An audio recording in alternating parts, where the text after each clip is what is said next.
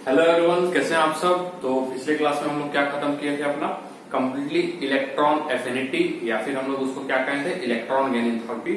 उसको कंप्लीटली हम लोग खत्म किए थे। उसके केसेस जितने भी थे, ट्रेंड्स जिस तरीके से था, उसमें क्या क्या आपका एक्सेप्शन केस आ रहा था, उन सारी चीजों को हम लोग देखे थे। और आज कहे थे कि हम लोग क्या देखने वाले हैं, इलेक्ट्रोनेगेटिविटी। जो कि देखा जाए तो पूरे केमिस्ट्री में इलेक्ट्रोनेगेटिविटी का बहुत ही ज्यादा इंपॉर्टेंट रोल है, पूरे केमिस्ट्री में, होल केमिस्ट्री में, और खास करके आपका इनऑर्गेनिक के पार्ट में और ऑर्गेनिक के पार्ट में बहुत ही ज्यादा रोल आपको देखने को मिलता है इलेक्ट्रोनेगेटिविटी का। ठीक है, और पहले भी हम बता चुके हैं आपको, ये जो पूरा आपका इनऑर्गेनिक केमिस्ट्री है वो कंप्लीटली क्या है, एक तरह से बेस है। ठीक है, किसका, पूरे केमिस्ट्री का, जिसमें आपको अलग अलग तरीके से आपको समझने में मदद मिलता है। ठीक है, आगे आने वाले चैप्टर्स में। तो चलिए स्टार्ट करते हैं बिना देर किए हुए। इलेक्ट्रोनेगेटिविटी क्या होता है, इलेक्ट्रोनेगेटिविटी। ठीक है,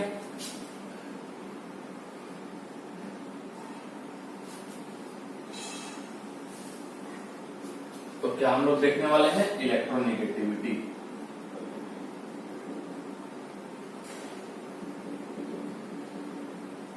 ठीक है, जिसको हम लोग EN से रिप्रेजेंट करेंगे, जिसको हम लोग किससे रिप्रेजेंट करेंगे, EN से रिप्रेजेंट करेंगे। ठीक है, बात को समझना है, सिंपल सा है इसका डेफिनेशन कि power to attract shared pair of electron. Simple सा है, ठीक है, power to attract shared pair of electron in covalent bonded atom. Simple सी बात है, कहने का मतलब ये है, यदि दो एटम है, ठीक है, दो एटम के बीच में एक बॉन्ड, समझना है, जैसे कि ये A है और ये B है। ठीक है, दो डिफरेंट एलिमेंट है, दोनों एटम है, और दोनों एटम जो है, ठीक है, दो एलिमेंट के जो एटम है वो कोवेलेंट बॉन्डेड है। ठीक है, किस कौन से बॉन्ड से जुड़े हुए, कोवेलेंट बॉन्डेड। ठीक है, क्लियर है। आयनिक बॉन्ड का पहले ही हम लोग पढ़ चुके हैं, एनायन बनता है, कैटायन बनता है। जैसे कि Na है, Na में से एक इलेक्ट्रॉन निकाल देंगे, क्या बन जाएगा, Na+ बन जाएगा। Cl वही वाला इलेक्ट्रॉन Cl लेकर के क्या बना देगा, Cl-, और दोनों के बीच में जो स्ट्रॉन्ग फोर्स ऑफ अट्रैक्शन बनेगा उसी को हम लोग क्या बोलते हैं, आयनिक बॉन्ड कहते हैं। लेकिन यहाँ पे कोवेलेंट बॉन्ड, और कोवेलेंट बॉन्ड क्या देखने को मिलता है उसमें, शेयरिंग ऑफ इलेक्ट्रॉन। ठीक है, क्या देखने को मिलता है, शेयरिंग ऑफ इलेक्ट्रॉन, जो कि हम लोग बेसिक केमिस्ट्री में भी देख चुके थे। और आई होप कि आप क्लास 9th और क्लास 10th, इवन क्लास 8 में भी थोड़ा सा कोवेलेंट बॉन्ड वगैरह का आपको जो बेसिक्स है वो वहां पे बताया जाता है, क्लियर किया जाता है। तो यहाँ इलेक्ट्रोनेगेटिविटी, ठीक है, इलेक्ट्रोनेगेटिविटी होता क्या है, सिंपल सी चीज है कि दो एलिमेंट है A और B। ठीक है, दो एलिमेंट का एटम है A और B, और दोनों अपने शेयर्ड पेयर इलेक्ट्रॉन जो लगाए हुए हैं। ठीक है, मान लेते हैं ये डॉट, ये इसका इलेक्ट्रॉन है, और ये A का है ऊपर वाला डॉट, और ये B का है नीचे क्रॉस। ठीक है, तो दोनों में, ठीक है, जिसका इलेक्ट्रोनेगेटिविटी ज्यादा होगा, यानी कि क्या बोले हम, इलेक्ट्रोनेगेटिविटी होता क्या है, power to attract shared pair of electron. यानी कि शेयरिंग में जो पार्टिसिपेटेड इलेक्ट्रॉन है, ठीक है, शेयरिंग में जो पार्टिसिपेटेड इलेक्ट्रॉन है, उस इलेक्ट्रॉन को अपने तरफ खींचने का जो टेंडेंसी होता है, ठीक है, उसी को हम लोग क्या बोलते हैं, इलेक्ट्रोनेगेटिविटी कहते हैं। इज दैट क्लियर, उसको हम लोग क्या बोलेंगे, इलेक्ट्रोनेगेटिविटी कहेंगे।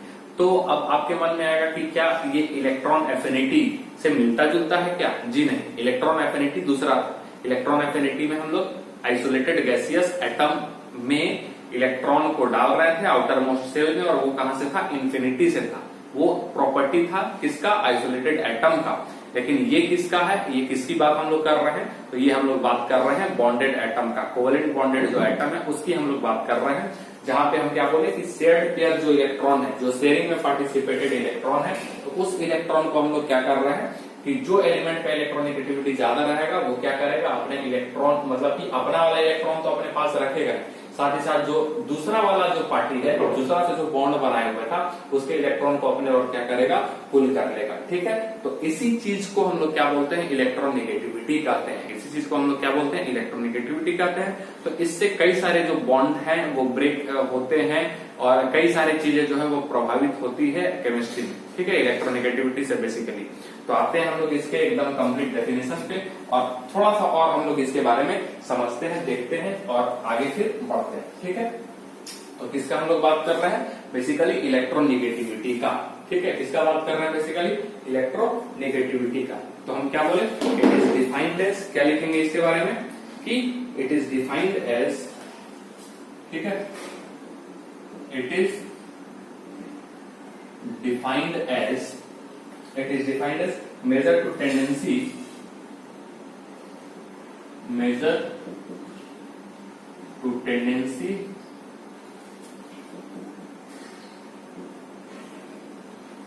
tendency ठीक है of shared pair of electron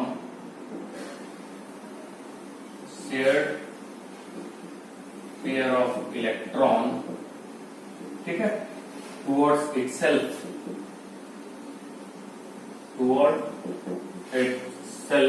ठीक है toward itself by an atom ठीक है in a covalent bonded molecule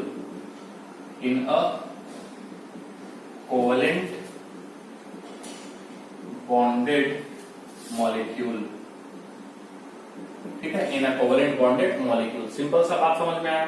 इस शेयर्ड पेयर इलेक्ट्रॉन को अपनी तरफ ही क्या करेगा, वो खींच लेगा इसी कोवेलेंट बॉन्डेड मॉलिक्यूल में, और इसी चीज को हम लोग क्या कहते हैं, इलेक्ट्रोनेगेटिविटी के नाम से जानते हैं। अब एग्जांपल के तौर पे अब हम लोग समझते हैं थोड़ा सा और, ठीक है अच्छे से। जैसे कि ये एक एलिमेंट है ए और दूसरा भी एलिमेंट है बी, ठीक है, और इसका इलेक्ट्रॉन ये और इसका इलेक्ट्रॉन ये, ठीक है, दोनों के बीच में जो इलेक्ट्रॉन्स रहेंगे वो एकदम वो कहाँ रहेंगे, बीच में रहेंगे, ठीक है।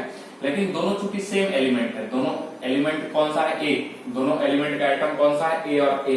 पर इस प्रकार के जो कंपाउंड होते हैं या इस प्रकार के जो मॉलिक्यूल होते हैं उसको हम लोग पोलर मॉलिक्यूल कहते हैं। क्या बोलते हैं, पोलर मॉलिक्यूल। क्यों पोलर मॉलिक्यूल, क्योंकि दोनों तो सेम ही है, तो दोनों का जो भी इलेक्ट्रोनेगेटिविटी होगा वो क्या होगा, बराबर होगा।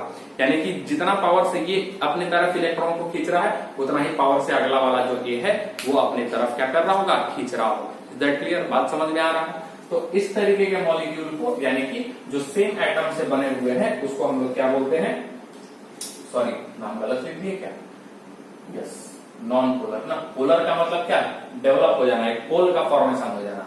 यहाँ क्या कहलाएगा आपका, नॉन पोलर, ठीक है, नॉन पोलर कहलाएगा। ये क्या कहलाएगा, नॉन पोलर कहलाएगा आपका। आ रहा बात समझ में, नॉन पोलर मॉलिक्यूल भी कह सकते हैं।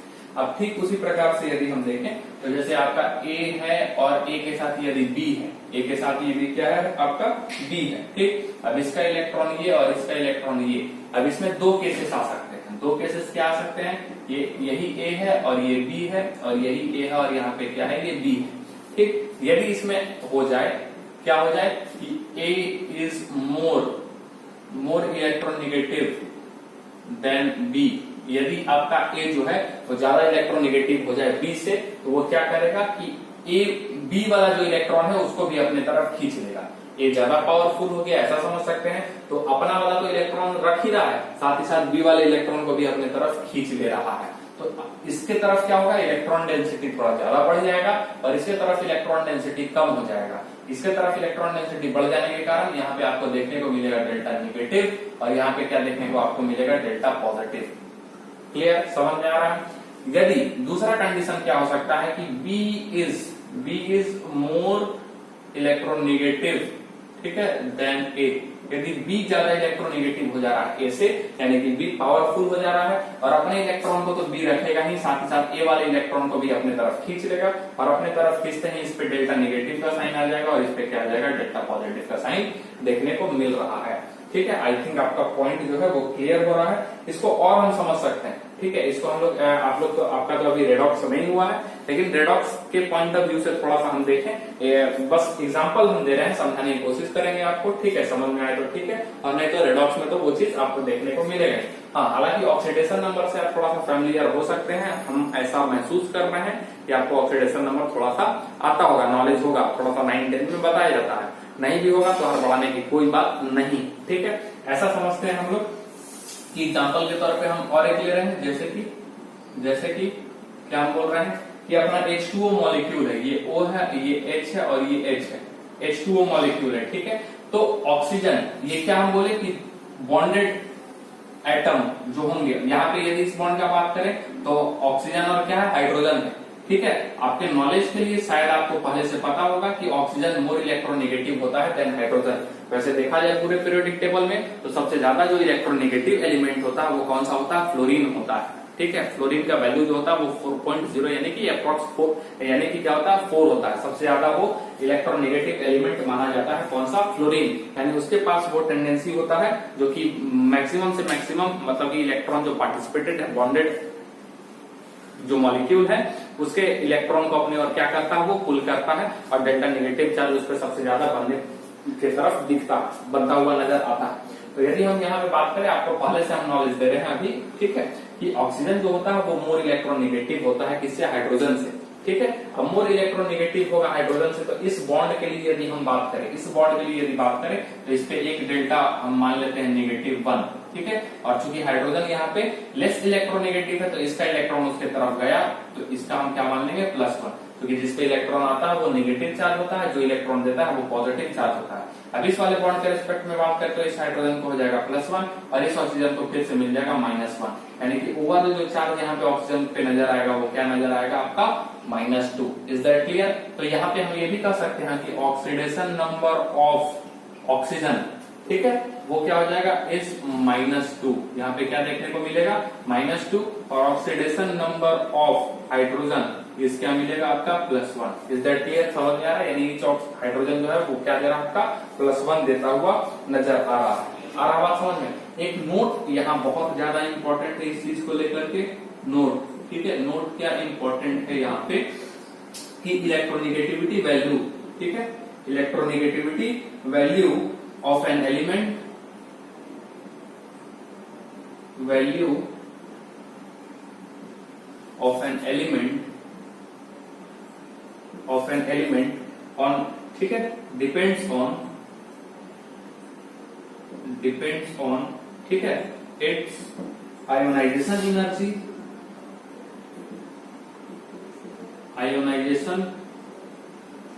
energy and इलेक्ट्रॉन एफिनिटी, ठीक है, इलेक्ट्रॉन एफिनिटी। तो क्या हम बोले यहाँ पे एक बहुत इंपॉर्टेंट नोट आपके सामने आया कि इलेक्ट्रोनेगेटिविटी का जो वैल्यू होता है, ठीक है, वो किस पे डिपेंड करता है, तो आयोनाइजेशन एनर्जी पे डिपेंड करता है और साथ ही साथ इलेक्ट्रॉन एफिनिटी पे डिपेंड करता है। यानी कि एक तरह से हम कहें कि क्या जो सारे एलिमेंट का जो इलेक्ट्रॉन एफिनिटी और आयोनाइजेशन एनर्जी है वो तो अलग अलग होता है। अब अलग अलग होगा तो उसका यानी कि इलेक्ट्रोनेगेटिविटी का वैल्यू भी क्या होगा, अलग अलग आपका पाया जाएगा। तो सबसे बड़ी बात यहाँ पे आपको ये समझना है, नीट स्टूडेंट के लिए और ज्यादा जरूरी है क्योंकि वहां पे आपका देखा जाता है स्टेटमेंट वाइज क्वेश्चन आता है, थ्योरेटिकल क्वेश्चन को भी मतलब स्टेटमेंट वाइज उस क्वेश्चन को वो जो है वो पूछता है, ठीक है। तो बड़ा ही आसानी से आपसे पूछ सकता है कि इलेक्ट्रोनेगेटिविटी का जो वैल्यू है एलिमेंट का वो किस चीज पे डिपेंड करता है, या ये बोल देगा किस पे डिपेंड नहीं करता, ठीक है, किस पे डिपेंड नहीं करेगा। ऐसा करके भी आपका 4 ऑप्शन जो है वो बना सकता है। और एक बात ध्यान में रखना है, यहाँ पे क्या बात ध्यान में रखना है कि higher is the value of IE, ठीक है, higher is the value of IE, ठीक है, IE ionization energy, higher is the value of EA, higher is the value of EA electron affinity, ठीक है, more will be the electronegativity of the element, ठीक है, more will be the electronegativity of an element. यानी कि यदि किसी element का value देखा जाए हायर, किसका, आयोनाइजेशन एनर्जी का वैल्यू अपने को क्या चाहिए, ज्यादा चाहिए, और यदि उसमें क्या देखने को मिले, इलेक्ट्रॉन एफिनिटी का भी वैल्यू यदि ज्यादा देखने को मिलता है तो उस एलिमेंट का जो है वो इलेक्ट्रोनेगेटिविटी का वैल्यू भी क्या होगा आपका ज्यादा पाया जाएगा। तो 2 पॉइंट यहाँ पे नोट में बड़ा इंपॉर्टेंट मिल रहा है। पहली बात तो ये कि इलेक्ट्रोनेगेटिविटी का वैल्यू जो होता है किसी भी एलिमेंट का वो डिपेंड करेगा किस पे, आयोनाइजेशन एनर्जी पे एंड इलेक्ट्रॉन एफिनिटी पे।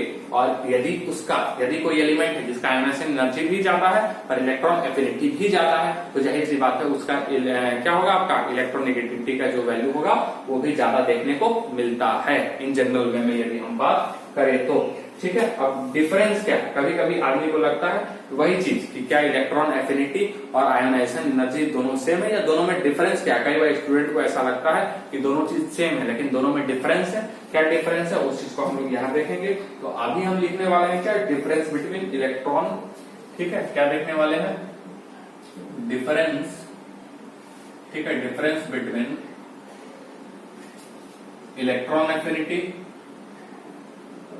एंड आयोनाइजेशन एनर्जी, ठीक है, सॉरी इलेक्ट्रोनेगेटिविटी, ठीक है, difference between electron affinity and electronegativity, ठीक है, इज दैट क्लियर। तो यहाँ पे हम दो लाइन इस तरीके से बना रहे हैं और एक में हम क्या लिख रहे हैं, इलेक्ट्रॉन एफिनिटी, और एक में हम क्या लिख रहे हैं बेटा आपका, ठीक है, इलेक्ट्रोनेगेटिविटी। इज दैट क्लियर, क्या लिख रहे हैं हम लोग, इलेक्ट्रोनेगेटिविटी। तो पहला चीज जो है, पहला पॉइंट जो हम लिखने जा रहे हैं इलेक्ट्रॉन एफिनिटी के लिए, तो वो पहला बात आपके लिए क्या हो जाएगा कि बेटा इलेक्ट्रोनेगेटिविटी जो होता है वो क्या होता है, एक सिंगल आइसोलेटेड एटम के लिए होता है इलेक्ट्रॉन एफिनिटी, ठीक है। इलेक्ट्रॉन एफिनिटी क्या होता है, एक आइसोलेटेड सिंगल एटम के लिए होता है। लेकिन यदि हम बात करें किसका इलेक्ट्रोनेगेटिविटी का, तो ये किसके लिए होता है, ये बॉन्डेड एटम के लिए होता है। ये किसके लिए होता है, कोवलेंट बॉन्डेड, यानी कि बॉन्डेड एटम के लिए ये देखा जाता है, ठीक है, बॉन्डेड मॉलिक्यूल के लिए। तो पहला डेफिनेशन हम क्या लिख सकते हैं कि it is the property of an, ठीक है, it is the property of an isolated gaseous atom, an isolated gaseous atom, और इसके बारे में क्या लिख सकते हैं, it is the property of an, ठीक है, it is the property of an, ठीक है, of an in its bonded state, ठीक है, and property of an atom in its bonded state, ठीक है, बॉन्डेड स्टेट, ठीक है, किसका बात होता है, ये बॉन्डेड स्टेट का बात होता है। दूसरा यदि हम बात करें तो इसका एक एब्सोल्यूट वैल्यू होता है, एक यूनिट इसका होता है। क्या हम लोग पढ़े थे इलेक्ट्रॉन एफिनिटी का, electron volt, kilo joule per mole या फिर किलो कैलोरी पर मोल, लेकिन इसका कोई भी यूनिट नहीं होता है, ठीक है, ये एक प्रॉपर्टी है। बात समझ में आया, रिलेटिव वैल्यू है कहने का मतलब है, इसलिए इसका कोई वैल्यू नहीं आता है। तो यदि हम इलेक्ट्रॉन एफिनिटी की बात करें तो इसमें हम लोग क्या लिखेंगे, it is an absolute value, ठीक है, it is an absolute value, ठीक है, एब्सोल्यूट वैल्यू एंड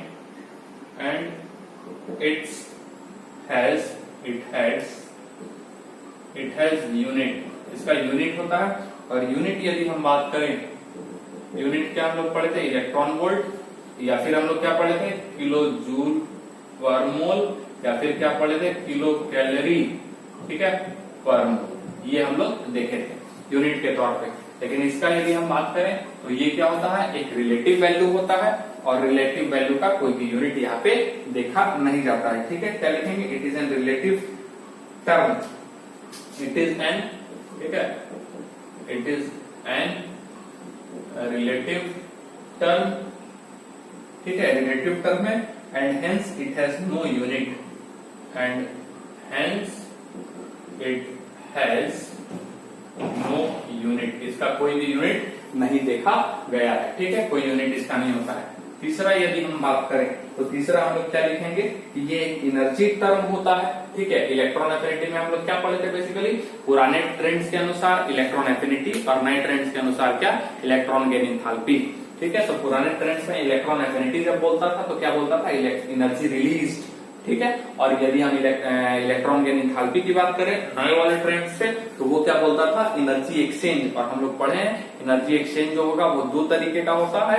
क्या होगा, एनर्जी एब्जॉर्ब, या फिर क्या होगा, एनर्जी आपका बेटा रिलीज। आई बात समझ में। तो यहाँ पे एनर्जी इन्वॉल्व जो है, इन्वॉल्वमेंट ऑफ एनर्जी देखा जाता है किसमें, इलेक्ट्रॉन एफिनिटी में। तो यहाँ पे क्या लिखेंगे, it is N energy term, ठीक है, it is N energy term, it is N energy term, ये एनर्जी टर्म है, that is energy is involve, that is energy is involve, इसमें एनर्जी इन्वॉल्व है। और यदि हम इसकी बात करें तो ये जो है इसमें कोई भी एनर्जी नहीं होता है ऐसा कुछ, ठीक है, और न ही इसमें कोई एनर्जी का एक्सचेंज देखा जाता है। It is the property of an atom, ठीक है, it is the property of an atom, ठीक है, of an atom in bonded state,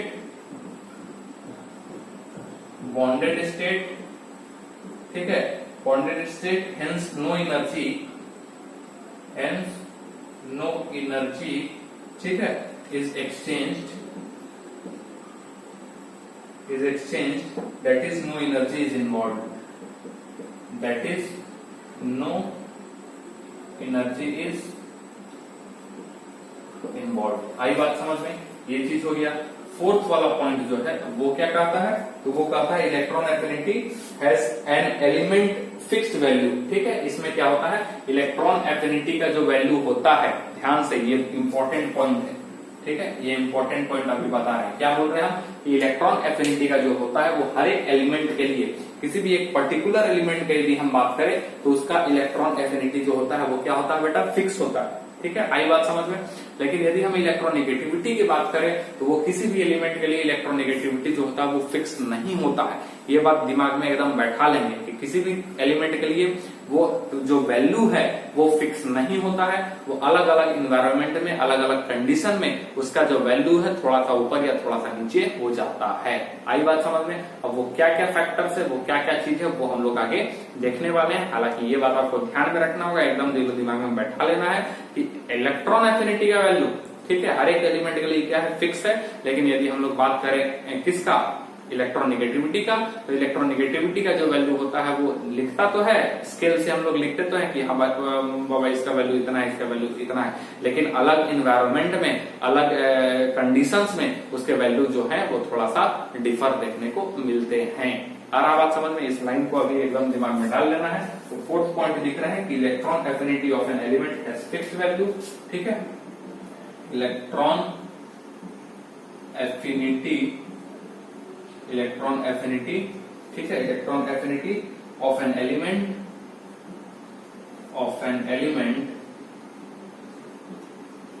has fixed value, उसका वैल्यू क्या होता है, फिक्स होता है। लेकिन यदि हम बात करें इसका, तो इसका जो वैल्यू होता है वो फिक्स नहीं होता है, ठीक है। Electronegativity of an element is not fixed, electronegativity of an element is not fixed, ठीक है, ये फिक्स नहीं होता है। that is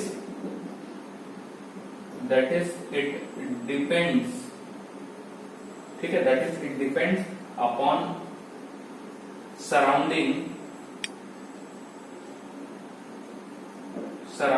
environment,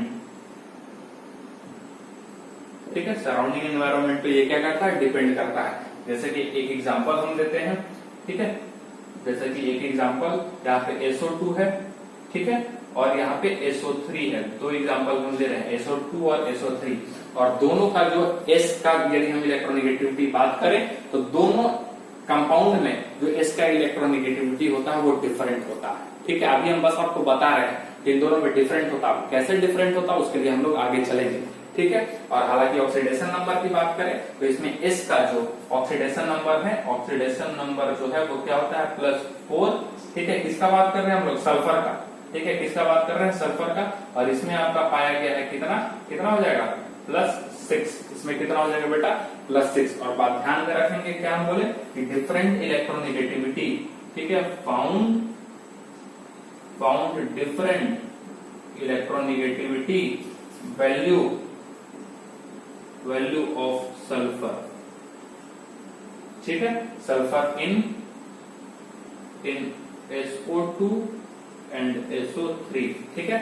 SO2 और SO3 में यदि ये कट रहा है तो इसको हम ऊपर लिख देते हैं, ठीक है, इन SO2 एंड SO3, ठीक है, नीचे शायद कट रहा होगा तो हम ऊपर लिख देते हैं। SO2 और SO3 में क्या होता है, ये अलग अलग वैल्यू पाया जाता है। और यहाँ पे जो वैल्यू है इलेक्ट्रोनेगेटिविटी का जो वैल्यू है वो क्या होगा, दोनों का डिफरेंट है। ऑक्सीडेशन नंबर यहाँ पे सल्फर का +4 है, ठीक है, चूंकि एक ऑक्सीजन का -2 होता है तो 2 ऑक्सीजन हो गया तो 2 दूना -4 हो गया, तो उसको बैलेंस करने के लिए क्या हो जाएगा, +4 की जरूरत पड़ेगी। अब थोड़ा सा हम लोग और आगे बढ़ते हैं इसमें फैक्टर्स देखते हैं, फैक्टर्स अफेक्टिंग इलेक्ट्रोनेगेटिविटी।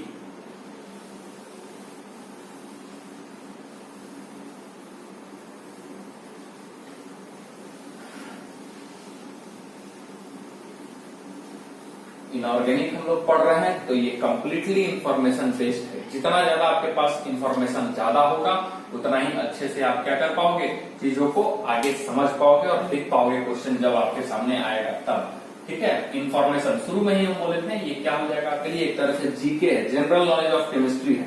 ठीक है, तो जनरल नॉलेज तो समझते ही हो, जितना ज्यादा आप पढ़ोगे, जितना ज्यादा लर्न करोगे, जितना ज्यादा चीजों को अपने दिमाग में बैठा के रखोगे, ठीक है, एट अ टाइम तुरंत जो है वो आपके सामने आ जाए, उतना ही ज्यादा आपके लिए बेहतर होगा। अब हम लोग क्या लिख रहे हैं, फैक्टर अफेक्टिंग इलेक्ट्रोनेगेटिविटी। ठीक है, फैक्टर्स अफेक्टिंग इलेक्ट्रोनेगेटिविटी। ठीक है, फैक्टर अफेक्टिंग इलेक्ट्रोनेगेटिविटी हम लोग देखने जा रहे हैं। आ रहा बात समझ में? तो सबसे पहला जो हम लोग देखने जा रहे हैं वो कौन सा हो जाएगा बेटा, आपका साइज। क्या होगा आपका साइज। Is that clear? क्या होगा साइज। अब बात को समझना है कि जितना ये जो इलेक्ट्रॉन को खींचने का जो काम है वो कर कौन रहा है, कर कौन रहेगा। इलेक्ट्रॉन क्या होता है, बॉन्डेड एटम है, तो बॉन्डेड एटम है, एक जो है वो दूसरे वाले के इलेक्ट्रॉन को अपनी तरफ खींच रहा है। समझ रहा है कॉन्सेप्ट को। तो ये जो एटम है उसका कौन सा पार्ट उस वाले एटम के इलेक्ट्रॉन को अपनी तरफ खींचेगा, यही सी बात है न्यूक्लियस। क्योंकि न्यूक्लियस क्या होता है, पॉजिटिव चार्ज होता है, उसमें क्या होता है, प्रोटॉन होता है। आई बात समझ में। अब इसका जितना साइज छोटा होगा, जितना साइज छोटा होगा उतना ही ये न्यूक्लियस जो है अगले वाले इलेक्ट्रॉन को अपने तरफ क्या कर पाएगा, खींच पाएगा। अब इसका खुद का साइज बड़ा है तो न्यूक्लियस का जो अट्रैक्शन है, फोर्स ऑफ अट्रैक्शन होगा टुवर्ड्स द डिफरेंट, जो दूसरा वाला जो अदर एलिमेंट्स का जो क्या होगा, इलेक्ट्रॉन होगा, उसके अनुसार वो जो है बहुत अच्छे से अट्रैक्ट नहीं कर पाएगा अपने तरफ टुवर्ड्स इटसेल्फ, वो जो है वो पुल नहीं कर पाएगा। आई बात समझ में। जितना साइज छोटा होगा न्यूक्लियस अपना काम बड़े आसानी से कर पाएगा, यानी कि दूसरा बाजू वाला जो एलिमेंट एटम का जो इलेक्ट्रॉन है उसको अपनी तरफ खींच पाएगा। आ रहा बात समझ में। यदि साइज बड़ा होगा तो क्या होगा, उसका जो अपने ही वो इलेक्ट्रॉन में जो रहेगा वो बिजी रहेगा। ठीक है, दूसरे वाले जो इलेक्ट्रॉन है, बाहर वाले जो एटम, जो बॉन्डेड एटम के जो इलेक्ट्रॉन है उसको अपनी तरफ खींच नहीं पाएगा, अट्रैक्ट नहीं कर पाएगा, क्योंकि उसका खुद का जो साइज है वो क्या पाया जा रहा है, बड़ा पाया जा रहा है। यानी कि सिंपल सा बात है कि larger is the size of an atom, less will be the attraction. क्या लिखेंगे आप लोग इसमें, लार्जर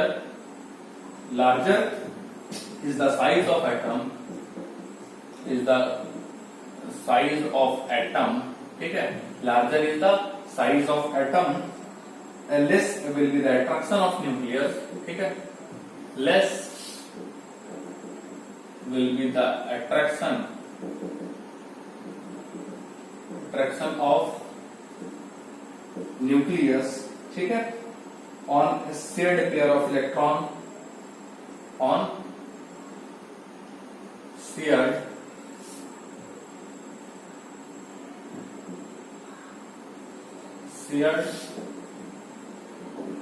pair of electron।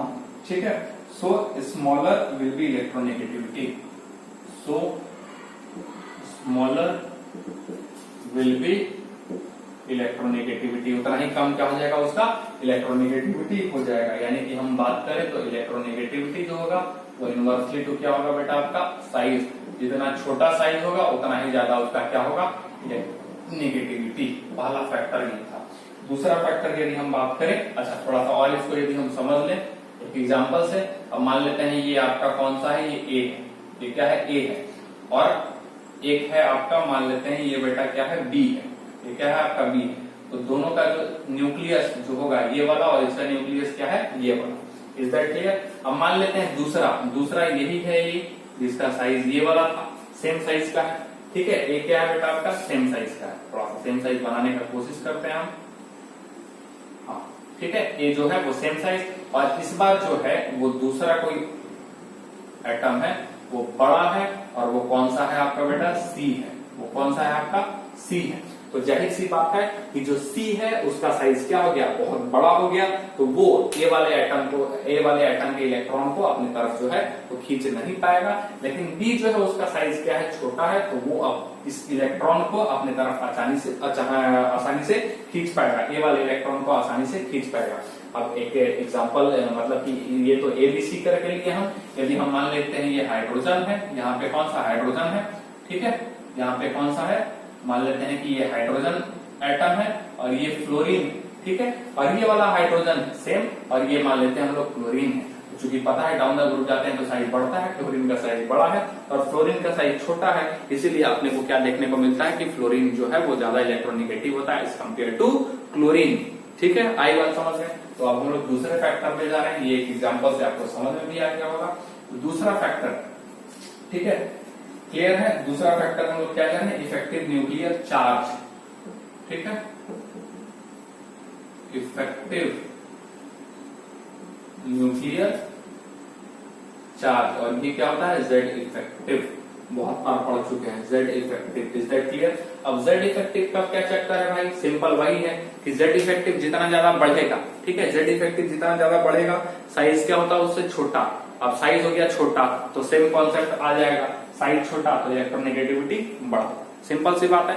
यानी कि बेसिकली जो आपका जेड इफेक्टिव है उसके बढ़ने से साइज छोटा हो रहा है, लेकिन इलेक्ट्रोनेगेटिविटी क्या हो रहा है, बढ़ रहा है। यानी कि यदि हम बात करें जेड इफेक्टिव का, तो जेड इफेक्टिव के बढ़ने से साइज जो आपका इलेक्ट्रोनेगेटिविटी है वो भी क्या होगा, बढ़ेगा, क्योंकि साइज छोटा होगा, और साइज छोटा होगा तो वो आसानी से दूसरे वाले एलिमेंट के एटम, दूसरा वाला जो एटम है उसके इलेक्ट्रॉन को क्या कर सकता है, अट्रैक्ट कर सकता है। जो बॉन्डेड इलेक्ट्रॉन है उसको क्या कर सकता है, अपनी तरफ खींच सकता है। तो क्या लिख सकते हैं, larger is the Z effective more will be the attraction, ठीक है, larger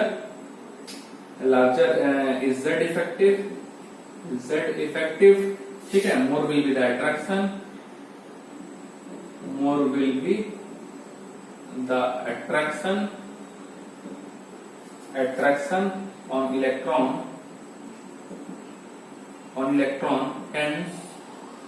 hence higher will be,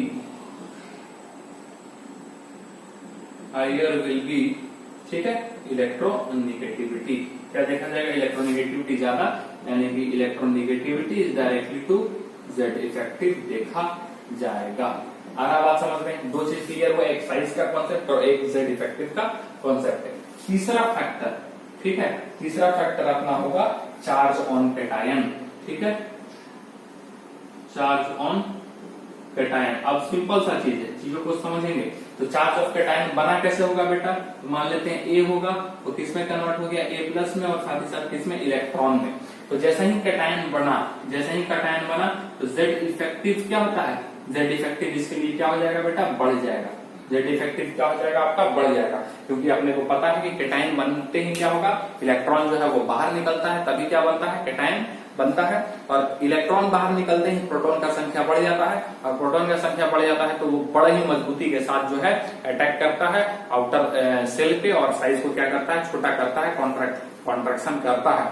अब साइज क्या हो रहा है, यानी कि चार्ज ऑन कैटायन, तो जितना ज्यादा चार्ज ऑन कैटायन रहेगा उतना ही ज्यादा जेड इफेक्टिव देखने को मिलेगा। अब जितना ज्यादा जेड इफेक्टिव अपने को देखने को मिलेगा उतना ही ज्यादा क्या हो जाएगा आपका, इलेक्ट्रोनेगेटिविटी। बड़ा आसान सा चीज है। अब ठीक इसका उल्टा हो जाएगा, कौन सा, तो चार्ज ऑन एनायन। हम इसको ऐसा भी समझ सकते हैं, समझिएगा कैसा, एकदम सिंपल सा फंडा आपको बताते हैं। इलेक्ट्रॉन का भूखा जो होगा उसका इलेक्ट्रोनेगेटिविटी ज्यादा होगा, क्योंकि इलेक्ट्रोनेगेटिविटी बेसिकली क्या बोल रहा है कि शेड पेयर इलेक्ट्रॉन को अपनी तरफ खींच रहा, तो खींचेगा कौन, जो भूखा होगा, सिंपल सी बात, खींचेगा कौन, जो भूखा होगा। अब यदि हम बात करें चार्ज और एनायन की, कोई एनायन है, मान लेते हैं एनायन है बेटा आपका ए, ठीक है, मान लेते हैं एनायन है आपका ए, ठीक है, ये ए माइनस हो गया, ये ए हो गया, और ये आपका ए प्लस हो गया, तीनों का कॉन्सेप्ट यहीं पे खत्म होगा, चार्ज ऑफ कैटायन का, न्यूट्रल वाले का, और ये यदि सेम एलिमेंट है तो ये भी ध्यान में रखना, same element for same element, ठीक है, सेम एलिमेंट यदि है तो हम लोग क्या करेंगे कि यदि हम लोग देख रहे हैं इसमें भूखा कौन नजर आ रहा है, इलेक्ट्रॉन का भूखा, तो पॉजिटिव वाला, क्यों, क्योंकि इसके पास जो इलेक्ट्रॉन था वो भी कोई छीन लिया, ठीक है, तो वो इलेक्ट्रॉन का भूखा, तो जितना ज्यादा इलेक्ट्रॉन का भूखा रहेगा वो दूसरे से इलेक्ट्रॉन को उतना ज्यादा खींचना चाहेगा, इज दैट क्लियर? यानी कि सबसे ज्यादा सबसे ज्यादा इलेक्ट्रोनेगेटिव कौन होगा बेटा? आपका A+। क्यों? क्योंकि ये सबसे ज्यादा चार्ज का भूखा हुआ है। और ये A क्या है? ये तो न्यूट्रल है, उसके पास जितना चाहिए उतना सफिशिएंट अमाउंट में है, तो वो बहुत ज्यादा टेंशन नहीं लेगा। भाई यदि आपको इलेक्ट्रॉन मतलब कि जितना है मेरे पास सफिशिएंट है, लेकिन यदि हम A- की बात करें तो A- के पास जरूरत से ज्यादा इलेक्ट्रॉन है, तो उसके पास कोई भूख नहीं है, ज्यादा पैसा है, ऐसा आराम है, कोई दिक्कत नहीं है, वो ज्यादा मगजमारी नहीं करता, दूसरे का इलेक्ट्रॉन पे वो नजर नहीं दिखाता। तो नजर कौन गाड़ेगा? केवल पॉजिटिव वाला, कैटायन वाला, यानी कि ऑर्डर कुछ इस प्रकार से देखने को मिलता है आपका। तो आई थिंक आपको समझ में आ गया कि चार्ज ऑफ कैटायन पे यदि क्या होगा, डायरेक्टली होगा, तो चार्ज ऑफ एनायन पे क्या हो जाएगा? यस, इनवर्सली आपको देखने को मिलेगा। तो इधर अब हम लोग आते हैं,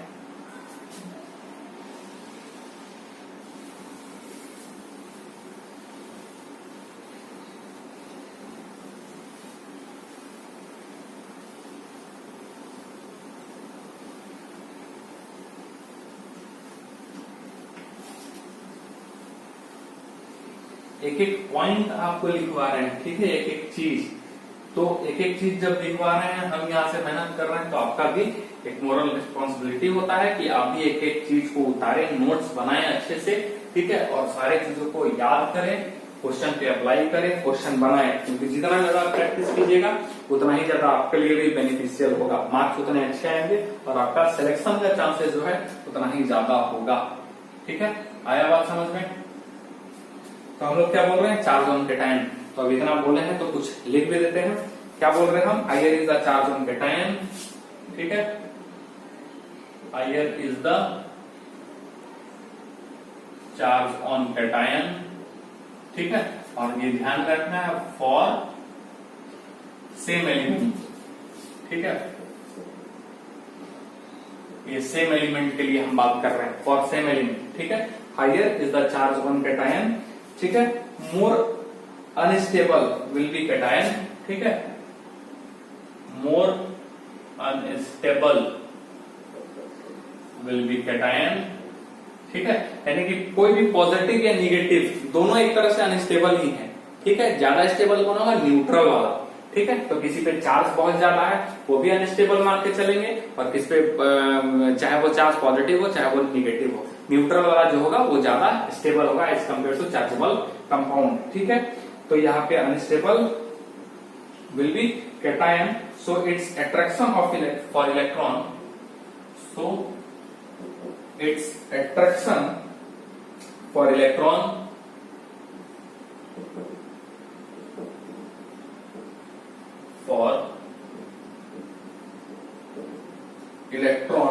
will be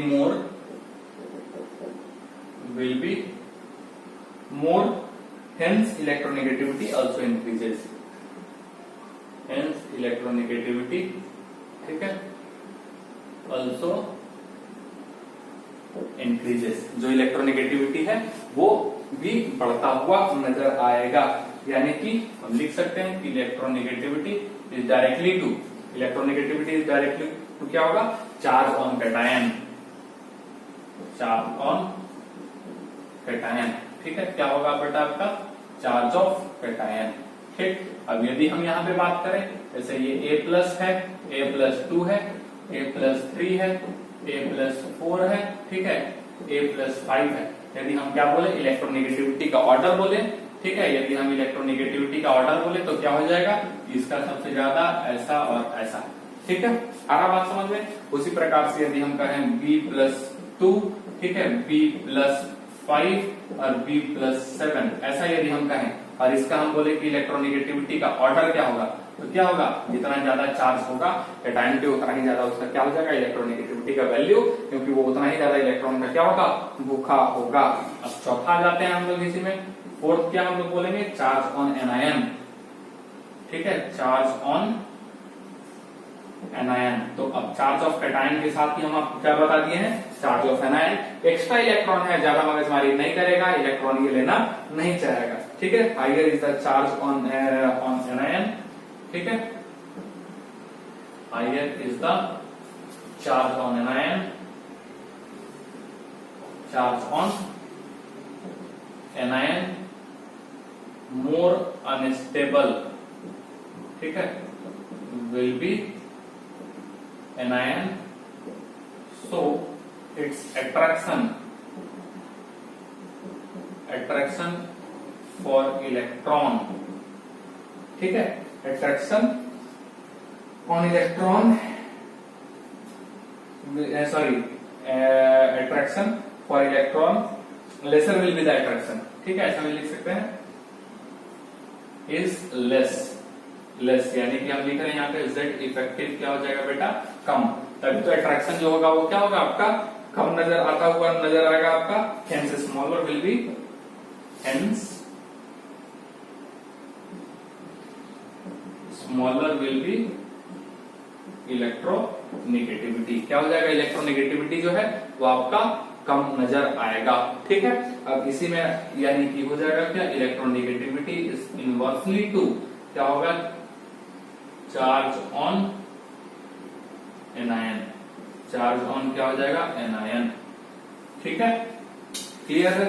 अब एग्जांपल के तौर पे यदि हम देखें तो एग्जांपल क्या हो जाएगा, जैसे O प्लस है, ठीक है, O है, ठीक, O माइनस, और यदि O -2 है, इसके बीच का यदि अपने को इलेक्ट्रोनेगेटिविटी देखना होगा तो सिंपल सी बात है, प्लस चार्ज वाला का ज्यादा, न्यूट्रल का कम, O माइनस का ये और ये इसका ऐसा देखते हुआ नजर आएगा। जितना ज्यादा भूखा उतना ही ज्यादा इलेक्ट्रोनेगेटिविटी, सिंपल बातों को समझ लेना है, ठीक है।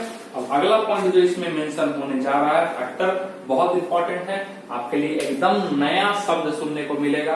हालांकि ये चीज जो अभी हम बताने जा रहे हैं, पांचवा पॉइंट, वो कंप्लीट आपका पढ़ना है, पूरा टॉपिक पढ़ना अच्छे से, और किसमें पढ़ने को मिलेगा, वो मिलेगा केमिकल बॉन्डिंग में, जो इसके बाद वाला चैप्टर है, पूरा वो टॉपिक पढ़ने को मिलेगा, और उसको हम लोग क्या बोलेंगे, हाइब्रिडाइजेशन। लेकिन यदि हम उसको यहाँ पे नहीं डिस्कस करेंगे थोड़ा सा, ठीक है, थोड़ा सा इंट्रोडक्टरी पार्ट शॉर्ट में किस तरीके से हम आपको हाइब्रिडाइजेशन समझाएंगे, नॉर्मल से आपको चीजों को समझना है कि किस तरीके से अप्लाई भी होगा, वो भी हम बता देंगे शॉर्ट में, काम चलने भर, यानी कि जितना अपना इसमें काम हो जाए, पीरियोडिक टेबल में काम निकल जाए, ठीक है। अब जब बॉन्डिंग पढ़ेंगे तो वहां तो पूरा उसका हम लोग पोस्टमार्टम करके देखेंगे ही कि किस प्रकार से वो होता है, ठीक है। तो जो शब्द है क्या है बेटा, हाइब्रिडाइजेशन, ठीक है, शब्द क्या है, हाइब्रिडाइजेशन, पांचवा, फोर्थ हुआ ना, फिफ्थ वाला।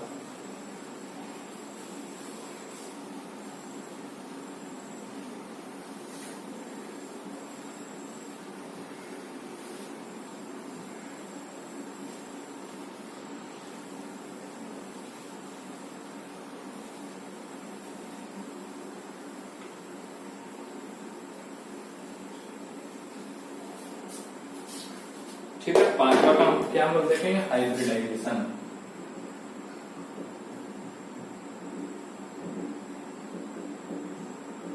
हाइब्रिडाइजेशन क्या है बेटा, ये कॉन्सेप्ट तो पूरा हम यदि बात करें तो हाइपोथेटिकल है, लेकिन इसने ऐसे चीजों को सुलझा दिया जिसके कारण इसका स्टडी होता है। अब क्या है क्या नहीं वो हम लोग आगे पढ़ेंगे, यहाँ इसको किस तरीके से हम लोग डील करेंगे वो चीज देखते हैं। पहले हम इसके बारे में दो लाइन जो है वो लिखते हैं। क्या हम लिखना चाह रहे हैं इसके बारे में कि more is the percentage of S, क्या होता है वो हम आपको बताएंगे, लेकिन इसको क्या हम अप्लाई करवाना चाह रहे हैं वो बात हम लिख रहे हैं, ठीक है। क्या कि मोर will be the percentage of S, more will be the percentage of S, ठीक है, more will be the percentage of s character, ठीक है, इन हाइब्रिड ऑर्बिटल्स।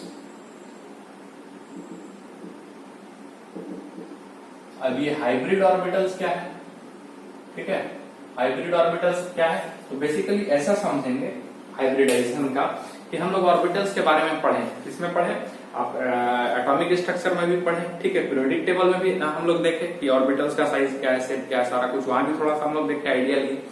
अब इसमें क्या है ना कि ये कह रहा है कि हाइब्रिड ऑर्बिटल्स, तो हाइब्रिड ऑर्बिटल क्या होता है, हाइब्रिड नाम ही सुन रहे हैं हाइब्रिड, तो इसमें सिंपल सा है कि दो ऑर्बिटल मिल करके, मान लेते हैं एस है और पी है, दोनों मिलकर के एक नए ऑर्बिटल का निर्माण करता है, जिसको हम लोग क्या मिक्सिंग ऑफ ऑर्बिटल्स कहते हैं, ठीक है। क्या बोले, एस, चूंकि एस ऑर्बिटल का शेप अलग है, एनर्जी अलग है, साइज अलग है, पी ऑर्बिटल का भी एनर्जी अलग है, शेप अलग है, साइज अलग है, लेकिन बॉन्डिंग के लिए कहता है कि सबका एनर्जी शेप साइज हमको सबको बराबर चाहिए, ऐसा हमको चाहिए, ठीक है, बॉन्डिंग के लिए, बॉन्ड बनने के लिए। तो ये क्या करता है, इस सारे रिक्वायरमेंट को पूरा करने के लिए दोनों आपस में मिल जाते हैं, दोनों आपस में क्या करते हैं, मिल जाते हैं, और मिलने के बाद एक नया ऑर्बिटल का फॉर्मेशन कर देता है। वो जो नया ऑर्बिटल होता है, उस नए ऑर्बिटल का शेप, साइज, एनर्जी सारा कुछ बराबर होता है, सब इक्वल हो जाता है, ठीक है। और उसी ऑर्बिटल को हम लोग हाइब्रिड ऑर्बिटल्स के नाम से जानते हैं, यानी कि पुराने वाले ऑर्बिटल को मिला करके नए वाले ऑर्बिटल का जो निर्माण होता है, उसी ऑर्बिटल को हम लोग हाइब्रिड, यदि इस परसेंटेज ज्यादा होगा तो, यहाँ तक का बात ये हुआ, ठीक है। यदि आप जो हम हिंदी में बोले उसको आप लिखना चाहें तो वो लिख भी सकते हैं, ठीक है। Intermixing of orbital and forming of new orbital with new inner with क्या बोल सकते हैं हम लोग, सिमिलर एनर्जी या फिर सेम एनर्जी, ठीक है। Same energy, same shape, same size of orbitals is called hybridization, ठीक। हालांकि इसका विस्तारित रूप पूरा जो पोस्टमार्टम करने का बात रहे हैं वो कहा हम लोग देखेंगे बॉन्डिंग के चैप्टर में। Clear.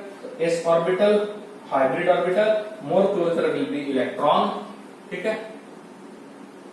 More closer will be electron, ठीक है, electron to nucleus, hence more will be the attraction on electron, hence more will be the attraction on electron, ठीक है, इलेक्ट्रॉन for nucleus,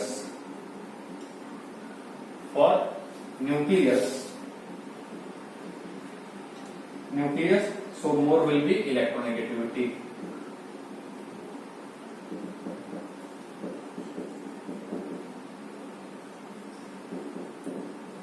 अब क्या है भाई, ये क्या बोला कि जो नया वाला ऑर्बिटल बनेगा, जो हाइब्रिड ऑर्बिटल बनेगा, उस प्रोसेस को हम लोग हाइब्रिडाइजेशन कहते हैं।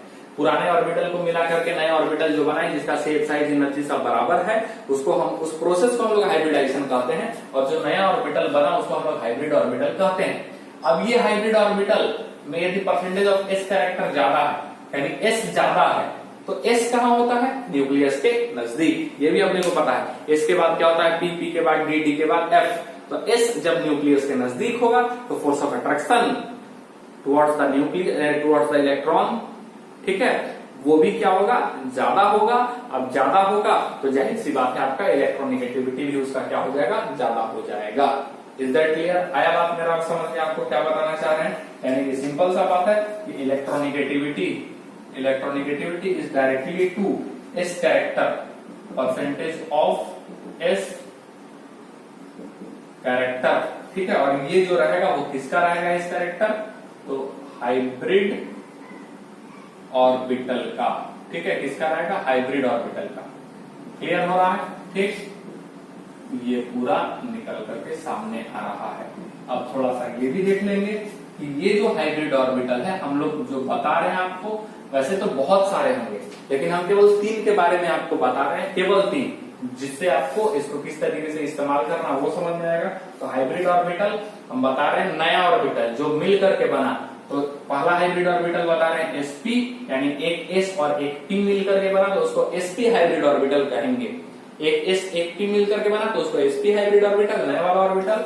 एक s और 2 p मिल करके बना तो उसको हम लोग क्या कहेंगे, sp2, ठीक है। और वहीं एक s और p 3 मिल करके बने तो उसको क्या कहेंगे बेटा, हम लोग sp3 कहेंगे। उस नए ऑर्बिटल का नाम sp3, उस नए ऑर्बिटल का नाम sp2, इस नए ऑर्बिटल का नाम sp ऑर्बिटल कहलाएंगे। और इसका यदि शेप बात करें तो कोई भी हाइब्रिड ऑर्बिटल होगा, s का शेप कैसा हम लोग पढ़े थे, स्फेरिकल, p का शेप कैसा पढ़े थे, डम्बल शेप, d का कैसे पढ़े थे, डबल डम्बल शेप। लेकिन मिलने के बाद जो नया वाला ऑर्बिटल जो बनेगा वो सबका शेप एक ही समान का रहता है, बस p ज्यादा परसेंटेज होता है तो उसमें क्या चेंज हो जाता है वो देखेंगे, ठीक है। तो sp का यदि हम बात करें तो ये हम मान लेते हैं कि ये sp का शेप आपको इस तरीके से देखने को मिलेगा, ठीक है। ये इलेक्ट्रॉन डेंसिटी हम दिखा दे रहे हैं इस तरीके से डॉटेड डॉटेड। अब इसमें p ज्यादा आ गया, इसमें s और p बराबर है तो ऐसा देखने को मिलेगा, सबका ऐसा ही देखने को मिलता है, ठीक है। अब इसमें p थोड़ा ज्यादा हो गया, अब p ज्यादा हो गया तो ये वाला साइज जो है थोड़ा सा आपको बढ़ता हुआ नजर आएगा, इज दैट क्लियर? ये वाला साइज जो है आपको बढ़ता हुआ नजर आएगा। इसमें P3 हो गया तो इसका साइज जो है कुछ इस प्रकार से दिखता हुआ नजर आएगा, यानी जितना ज्यादा परसेंटेज आपको P का मिलेगा उतना ही बड़ा ये वाला हम लोग दिखाते चले जाएंगे। ठीक है, आई थिंक आपको मेरा चीज, मेरा रिप्रेजेंटेशन, मेरा एक्सप्लेनेशन जो है वो आपको अच्छे से समझ में आ रहा है। ठीक, अब यदि हम परसेंटेज बात करें, ये जो परसेंटेज ऑफ एस कैरेक्टर बोला था, तो यदि हम बात करें percentage of s character, percentage of s character, ठीक है, एस इतना भी लिख देंगे तो चलेगा, परसेंटेज ऑफ एस। तो इसके लिए क्या करेंगे, दोनों आधा एस कितना है, आधा एस है, तो 1/2 इंटू क्या हो जाएगा बेटा आपका 100, यानी कि आपका क्या देखने को मिलेगा, ये 50% देखने को मिलेगा। यहाँ कितना है आपका 1/3 है, ठीक है, तो ये आपका क्या हो जाएगा 1/3 इंटू क्या मिलेगा 100, यानी कि यहाँ पे आपको 33.3% देखने को मिलेगा। यहाँ पे 1/4 है एस, तो यहाँ पे 1/4 इंटू क्या मिलेगा 100, दैट इज 25% देखने को मिलेगा। यानी सिंपल सी बात समझ में आ गई कि sp ऑर्बिटल हाइब्रिड ऑर्बिटल है, ठीक है, sp हाइब्रिडाइजेशन किसी का क्या है sp, ठीक है, हाइब्रिडाइजेशन किसी का क्या है sp। वैसे तो बहुत सारे टाइप्स होते हैं हाइब्रिडाइजेशन के, वो सारा चीज हम लोग कहाँ पढ़ेंगे बॉन्डिंग में ही, लेकिन केवल यहाँ पे 3 आपको हम बता रहे हैं, sp हाइब्रिडाइजेशन, sp2 हाइब्रिडाइजेशन और sp3 हाइब्रिडाइजेशन। और ये क्या है बेटा, हाइब्रिड ऑर्बिटल ही है, उसी को हम लोग क्या बोलेंगे हाइब्रिडाइजेशन। ठीक है, उस प्रोसेस को हम लोग क्या बोलेंगे हाइब्रिडाइजेशन। बात समझे, पुराने ऑर्बिटल शेप, सब साइज, एनर्जी सब अलग अलग था, मिलाएं, जादू कुछ हुआ, नया ऑर्बिटल मिला और उस नया ऑर्बिटल का नाम sp, sp2, sp3 है, और उसी प्रोसेस को हम लोग क्या बोलते हैं हाइब्रिडाइजेशन कहते हैं। Is that clear? अब ये sp हाइब्रिडाइजेशन हो गया, sp2 हाइब्रिडाइजेशन हो गया, sp3 हाइब्रिडाइजेशन हो गया। sp हाइब्रिडाइजेशन में 50% एस कैरेक्टर, sp2 में 33.3% और sp3 में 25% जो है वो एस कैरेक्टर मिल रहा है। और हम यहाँ पे पढ़े जितना ज्यादा एस कैरेक्टर होगा उतना ही ज्यादा उसका इलेक्ट्रोनेगेटिविटी होगा, यानी कि यदि हम sp हाइब्रिडाइजेशन की बात करें तो उसका इलेक्ट्रोनेगेटिविटी ज्यादा होगा, sp2 का कम होगा और sp3 का इलेक्ट्रोनेगेटिविटी सबसे कम पाया जाएगा। यानी कि इलेक्ट्रोनेगेटिविटी का जो ऑर्डर होगा, इलेक्ट्रोनेगेटिविटी का जो ऑर्डर होगा वो क्या होगा, sp का ज्यादा sp2 से, और सबसे कम किसका हो जाएगा बेटा आपका sp3 का ऑर्डर देखने को मिलेगा। आ रहा बात समझ में? अब इसको थोड़ा सा और हम समझ सकते हैं, ठीक है, और थोड़ा सा समझाते हैं।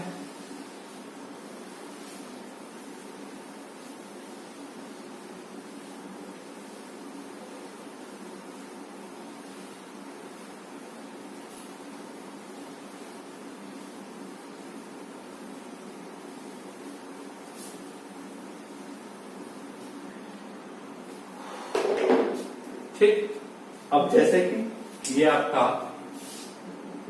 ये H, ठीक है, C ट्रिपल बॉन्ड C और ये H, इसका नाम क्या है बेटा अल्काइन, अल्काइन, ठीक है। आप क्लास 10 में पढ़े होंगे अल्केन, अल्किन, अल्काइन, ये वाला जो है आपका, ठीक है, CH, या ऐसा कर देते हैं CH, ठीक है, CH डबल बॉन्ड CH, या ऐसा CH2, ऐसा लिख के थोड़ा सा आपको क्लियर, ये H और ये H, ठीक है, ये H और ये बेटा H, ठीक है। अब ये दोनों के बीच में क्या है डबल बॉन्ड, और ये क्या हो गया अल्कीन, ठीक है। और ये तीसरा जिसमें C H H H, ये single bond C H H और ये H है, और इसको क्या बोलते हैं बेटा अल्केन, क्या बोलते हैं हम लोग अल्केन। आया बात समझ में? तो इसमें अब हाइब्रिडाइजेशन कैसे देखेंगे, किसका क्या हाइब्रिडाइजेशन होगा समझना है। बेसिकली हम आपको केवल किसका बता रहे हैं, ऑर्गेनिक का, ऑर्गेनिक केमिस्ट्री का। ऑर्गेनिक आप बोलिएगा इनऑर्गेनिक में, ऑर्गेनिक कहां से आ गया? तो ये जो कंपाउंड हम लिए हैं वो बेसिकली क्या है आपका इनऑर्गेनिक केमिस्ट्री का कंपाउंड है, सॉरी ऑर्गेनिक केमिस्ट्री का कंपाउंड है। ऑर्गेनिक केमिस्ट्री कार्बन का केमिस्ट्री, सिंपल कार्बन का केमिस्ट्री को हम लोग क्या बोलेंगे अभी ऑर्गेनिक केमिस्ट्री कहेंगे। हालांकि यदि देखा जाए तो जितने भी कंपाउंड्स हैं, कार्बन चूंकि जो है वो डिफरेंट प्रॉपर्टी को जो है शो करता है। यदि हम बात करें कैटिनेशन का, उसका बहुत अच्छा एक प्रॉपर्टी है जिसके कारण लाखों करोड़ों कंपाउंड वो बना पाता है। इनफैक्ट यदि हम ये भी कहें कि इनऑर्गेनिक जो कंपाउंड्स हैं, यानी कार्बन को छोड़ करके जितने भी एलिमेंट्स है 117 एलिमेंट्स है, उसके यदि कंपाउंड्स को हम काउंट करें पूरे ऑल ओवर वर्ल्ड में जितना भी कंपाउंड बना होगा, ठीक है, वो बहुत कम होगा, यानी ऐसा कहें कि उसके कंपैरिजन में कार्बन के जो कंपाउंड्स होंगे वो बहुत ज्यादा होंगे। कई टाइम्स जो होंगे वो कार्बन के कंपाउंड ज्यादा होते हैं, क्योंकि उसका यूटिलाइजेशन, उसका यूज बहुत ज्यादा है। ठीक है, हमारे डेली लाइफ में भी इवन। तो यदि हम बात करें अब कि ये क्या हो गया, ऊपर वाला अल्काइन होता है, ये नीचे वाला अल्कीन, और सबसे नीचे वाले को हम क्या बोलते हैं बेटा, अल्केन कहते हैं। किस तरीके से इसका हम लोग देखेंगे, तो यदि हम इलेक्ट्रोनेगेटिविटी की बात करें, ठीक है, तो इलेक्ट्रोनेगेटिविटी हम लोग क्या पढ़े, ठीक है, इलेक्ट्रोनेगेटिविटी हम लोग क्या पढ़े, कार्बन कार्बन में जो हम लोग हाइब्रिडाइजेशन देखेंगे वो क्या देखेंगे, sp, sp2 और sp3, तीन ही तरीके का कार्बन में हाइब्रिडाइजेशन पाया जाएगा। कौन कौन सा, sp, sp2 और sp3। तो यदि हम बात करें कि इलेक्ट्रोनेगेटिविटी किसका ज्यादा होगा, तो वैसा कार्बन जिसका sp हाइब्रिडाइजेशन होगा उसका इलेक्ट्रोनेगेटिविटी क्या होगा, ज्यादा, और उसके बाद क्या होगा sp2 वाले का, और उसके बाद क्या होगा sp3 वाले का। इलेक्ट्रोनेगेटिविटी जो होगा इस प्रकार से होगा। आई बात समझ में। अब किसका इलेक्ट्रोनेगेटिविटी किस तरीके से, यानी कि किसका हाइब्रिडाइजेशन क्या होगा, वो हम लोग कैसे देखेंगे, इस वाले कंपाउंड में किस तरीके से देखेंगे कार्बन के लिए। तो सिंपल सा है कि जिस कार्बन के पास, ठीक है, जिस कार्बन के पास अपने को कितने पाई बॉन्ड मिलेंगे, 2 पाई बॉन्ड मिलेंगे। ठीक है, 2 पाई बॉन्ड मिलता है। अब पाई बॉन्ड क्या होता है भाई, सिग्मा बॉन्ड, थोड़ा सा आइडिया आपको होगा, नहीं भी हम बता देते हैं। तो सिंगल बॉन्ड जो होगा उसको क्या बोलेंगे, सिग्मा बॉन्ड। कहीं भी सिंगल है तो उसको क्या बोलते हैं, सिग्मा बॉन्ड। थोड़ा सा यहाँ पे भी हम बता देते हैं, ठीक है, ये चीज हम बता देते हैं, यहाँ पे आप लिख लीजिएगा कि सिंगल बॉन्ड जो होता है, सिंगल बॉन्ड, कोई भी सिंगल बॉन्ड, ठीक है, उसको क्या बोलते हैं, सिग्मा, सिग्मा बॉन्ड। ठीक है, और जो डबल होगा, डबल बॉन्ड होगा, उसमें क्या होगा, एक सिग्मा और एक पाई। ठीक है, एक सिग्मा और एक पाई, डबल बॉन्ड या मल्टीपल बॉन्ड हम लिखें, नहीं पहले लिखते हैं डबल बॉन्ड। डबल बॉन्ड कहीं आपको नजर आ रहा है तो उसमें एक होता है सिग्मा और एक होंगे इसमें pi bond. Is that clear. उसका नाम है, बॉन्ड का नाम सिग्मा पाई ऐसा रखा गया है। और यदि ट्रिपल बॉन्ड, ट्रिपल बॉन्ड नजर आ रहा है तो उसमें एक सिग्मा, ठीक है, एक सिग्मा और आपको 2 पाई बॉन्ड नजर आते हैं। क्या नजर आते हैं, 2 पाई बॉन्ड।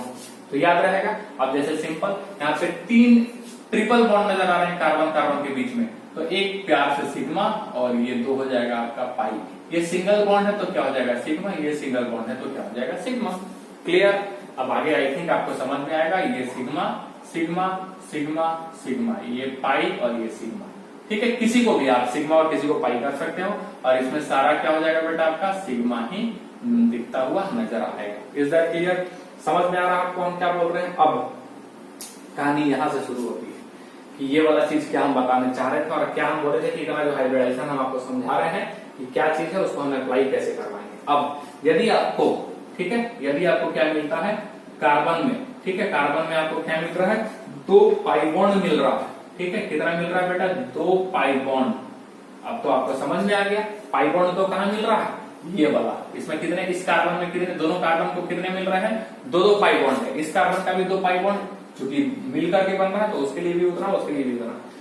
2 पाई बॉन्ड यदि होंगे तो उसमें क्या हो जाएगा बेटा, आपका sp हाइब्रिडाइजेशन कहलाएगा। क्या कहलाएगा आपका, sp हाइब्रिडाइजेशन कहलाएगा। कार्बन में यदि 1 पाई बॉन्ड मिलेगा, यदि 1 पाई बॉन्ड मिलेगा, केवल 1 पाई बॉन्ड यदि मिलता है तो उसको हम लोग sp2 हाइब्रिडाइजेशन कहेंगे। क्या कहेंगे, sp2 हाइब्रिडाइजेशन कहेंगे। और कार्बन में यदि कितना, 0 पाई बॉन्ड मिले, 0 पाई बॉन्ड मिलता है तो उसको हम लोग क्या कहेंगे, sp3 हाइब्रिडाइजेशन कहेंगे। बोलिए, आपको बात समझ में आया मेरा। हम क्या आपको शॉर्ट ट्रिक बता रहे हैं, क्या सबसे सस्ता मजबूत और टिकाऊ चीज बता रहे हैं। अब सिंपल सी बात है कि इस वाले कार्बन का यदि हम हाइब्रिडाइजेशन पूछें तो कितना पाई बॉन्ड है, 2 पाई बॉन्ड है, तो इसका बेटा क्या हो जाएगा, sp हाइब्रिडाइजेशन क्या हो जाएगा, sp। इसका यदि हम बात करें तो क्या हो जाएगा बेटा, sp। ठीक है, इसका बात करें तो क्या हो जाएगा अपना sp2, और इस कार्बन का बात करें तो क्या हो जाएगा sp2। ठीक उसी प्रकार से इसका क्या होगा sp3, और इसका क्या हो जाएगा बेटा sp3।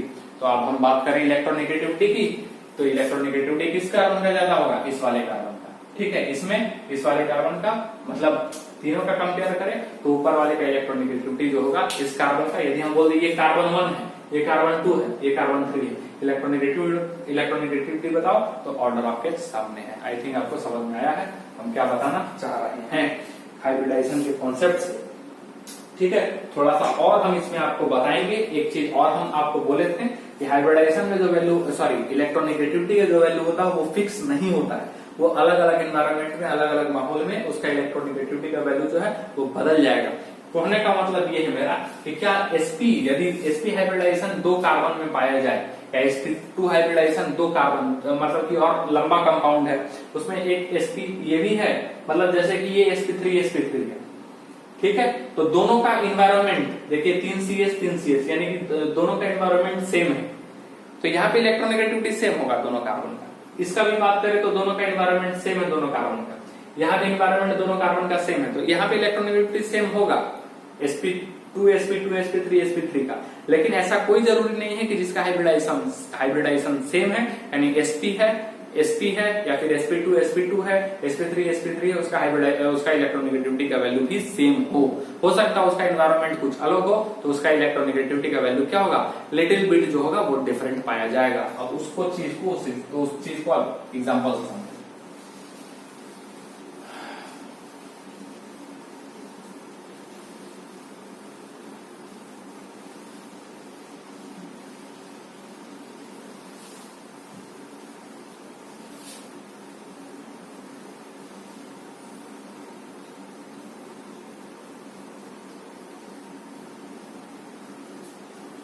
ठीक है, उसको एग्जांपल समझे।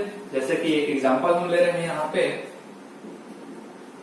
HC ट्रिपल बॉन्ड C, ठीक है, सिंगल बॉन्ड C H, और ये डबल बॉन्ड C H, या यहाँ कुछ नहीं, ये डबल बॉन्ड C और फिर CH3 और ये रहा H। तो यदि आप हाइब्रिडाइजेशन निकालेंगे तो आई थिंक अब आपको समझ में आ रहा है, 3 बॉन्ड है तो इस कार्बन का क्या हो जाएगा बेटा sp, इसके लिए भी क्या हो जाएगा बेटा sp, इसके लिए क्या हो जाएगा आपका sp2, इसके लिए क्या हो जाएगा sp, और इसके लिए क्या हो जाएगा आपका sp, कितना हो जाएगा sp2, ठीक है, और इसके लिए क्या हो जाएगा बेटा आपका sp3। तो मेरे कहने का मतलब है कि ये वाला sp, ये वाला sp और ये वाला sp, तीनों का यदि हम बात करें तो हाइब्रिडाइजेशन इलेक्ट्रोनेगेटिविटी का वैल्यू डिफरेंट होगा। क्यों? क्योंकि तीनों का इन्वायरमेंट अलग है, कंडीशन अलग है। इसका देखिए 3 बॉन्ड तो है लेकिन इधर हाइड्रोजन है, इसका 3 बॉन्ड तो है लेकिन इधर एक और कार्बन जुड़ा हुआ है। Is that clear? जिसका अलग पूरा इन्वायरमेंट अलग है। इस sp का बात करें तो यहाँ पे डबल बॉन्ड है, यहाँ पे डबल बॉन्ड है, यानी इसका भी इन्वायरमेंट तीनों से, यानी इस sp से और अपने वाले sp से क्या है, डिफरेंट है। तो हाइब्रिडाइजेशन तो तीनों का सेम है, तो क्या इलेक्ट्रोनेगेटिविटी का वैल्यू जो हम लोग कह रहे थे वो सेम होगा क्या? नहीं। ये जो पहला स्टेटमेंट हम बोल रहे थे शुरू में कि इलेक्ट्रोनेगेटिविटी का वैल्यू भी अलग अलग मतलब सेम एलिमेंट के लिए क्या हो सकते हैं, डिफरेंट आ सकता है। वो डिपेंड करता है एनवायरमेंट पे, कंडीशन पे। तो वो चीज भी हम यहाँ पे प्रूफ कर रहे हैं। यहाँ पे तीनों sp का जो हाइब्रिडाइजेशन, कार्बन का तीनों का जो हाइब्रिडाइजेशन सेम है, उसके बावजूद भी उनका जो है इलेक्ट्रोनेगेटिविटी का वैल्यू सेम नहीं होगा, लिटिल बिट जो होगा वो डिफरेंट पाया जाएगा। आ रहा बात समझ में? इसको भी हम लिख लेते हैं कि द इलेक्ट्रोनेगेटिविटी ऑफ, इसको हम मान लेते हैं sp1, ये 2 और ये 3, ठीक है। तो ये क्या आपका नोट, यहाँ पे एक और चीज आ जाएगा कि द इलेक्ट्रोनेगेटिविटी ऑफ sp1, ठीक है, sp2 एंड sp3, ठीक है, is different, sorry are different, ठीक है, डिफरेंट बिकॉज इट डिपेंड्स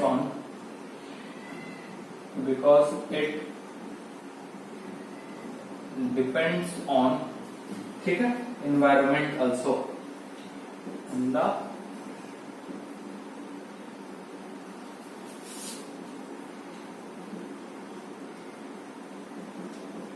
ठीक है। तो डिफरेंट इन्वायरमेंट के कारण जो है इनका हाइब्रिडाइजेशन सेम होने के बावजूद इनका जो है वो हम कह सकते हैं कि इनका इलेक्ट्रोनेगेटिविटी का वैल्यू भी क्या हो जाएगा, डिफरेंट हो जाएगा। आ रहा बात समझ में?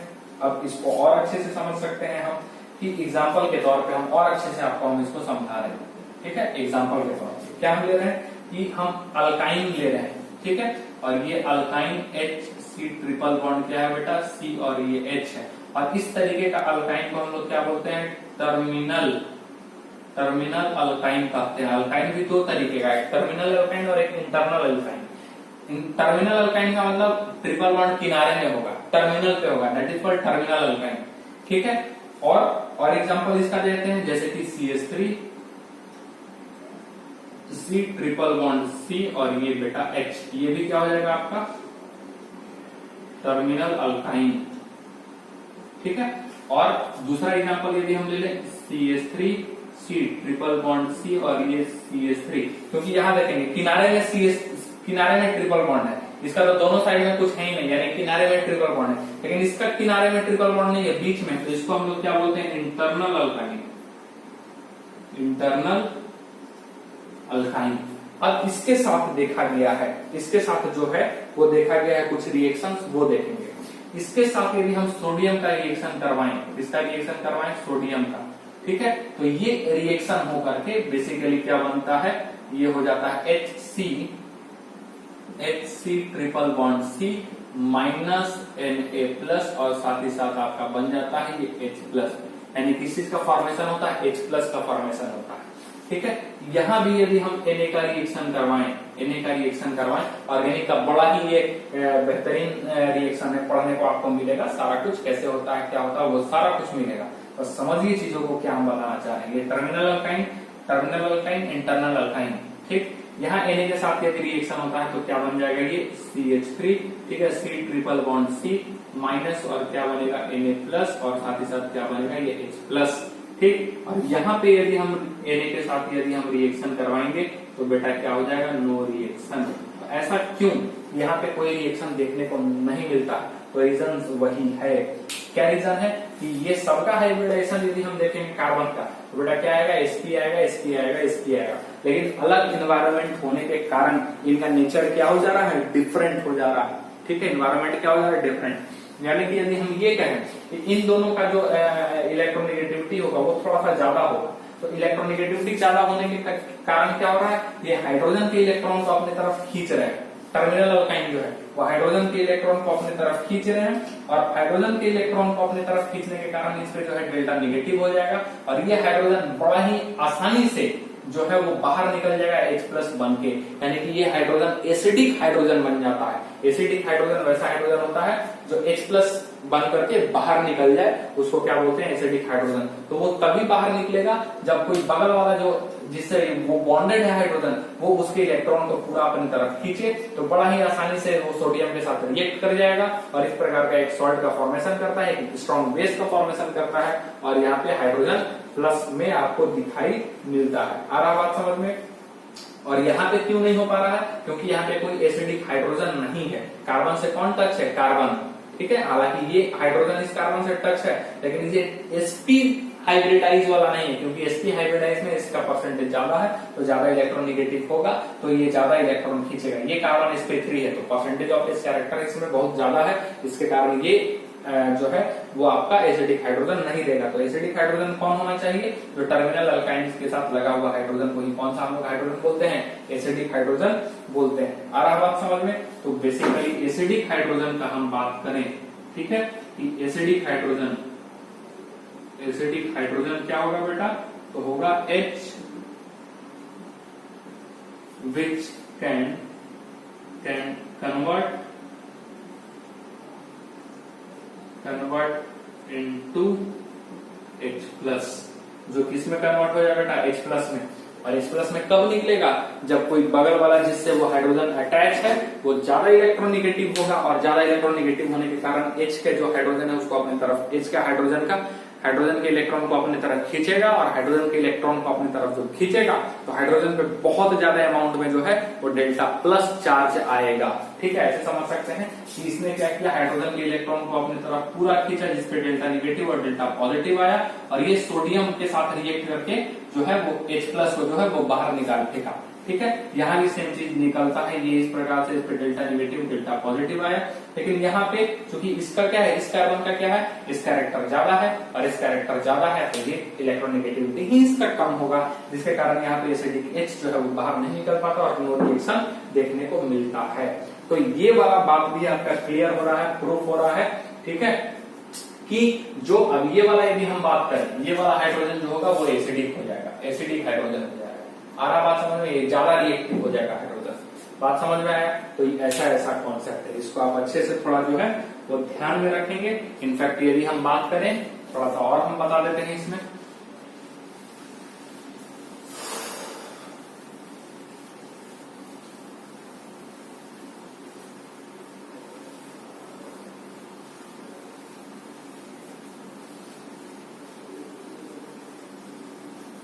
ठीक है।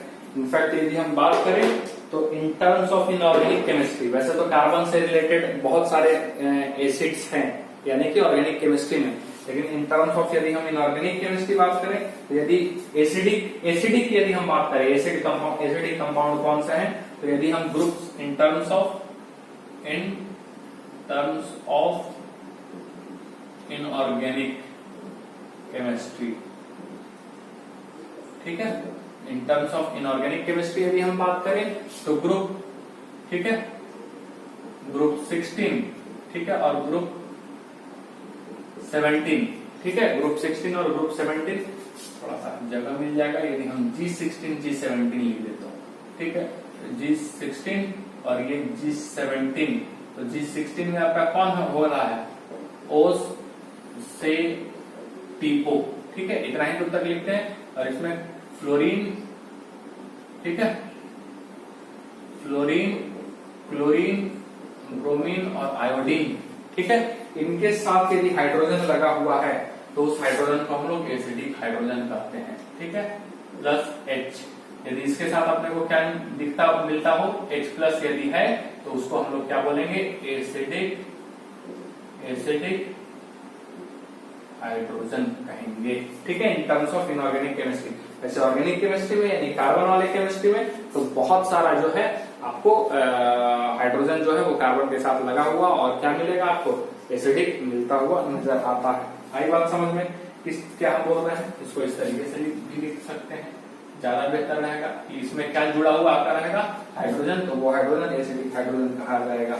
अब यदि हम ट्रेंड्स पे आते हैं, ठीक है, किस पे आते हैं अब हम, ट्रेंड्स पे फैक्टर्स पढ़ लिए। ट्रेंड्स पे यदि हम बात करें तो सबसे पहले बात करेंगे अलोंग पीरियड,